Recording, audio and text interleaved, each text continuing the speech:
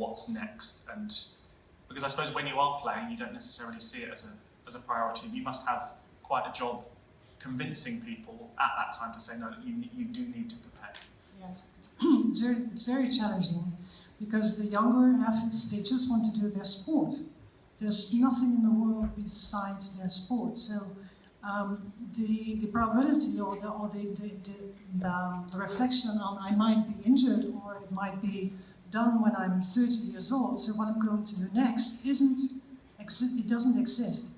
So if the players do not, because the only thing that they feel is a passion for the sport, if they don't feel that, and it's normal that they don't feel that, I think it's a responsibility of all the people that are around the player, around the athlete, that make the player aware you should really go on and do your study also and keep on going to school.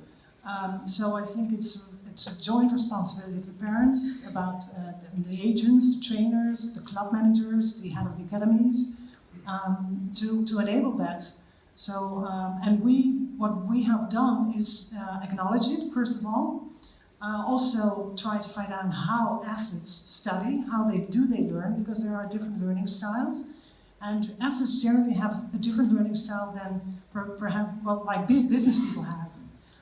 So we developed a methodology which really focuses on really being able to develop those competencies that athletes have. And also do it in a way that it makes sure that they do not abandon. For example, we're now doing a pilot with mobile learning. We know that mobile learning is a way which is very agile for athletes and very user-friendly, to also through gaming, through methodology, which is much more friendly user for the athletes to study. So that's a way to do that, and it's very challenging. But I think it's a joint responsibility, which is the reason why Johan Cruyff founded the Johan Cruyff Institute. Just a final point from the two former pros.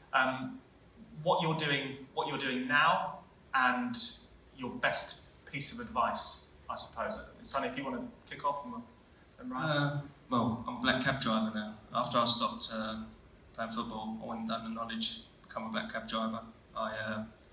So I do that, and then over the last 2 years, I've started to get myself back in trying situations like this, working on a book at the minute, which is going to come out next year, about my life.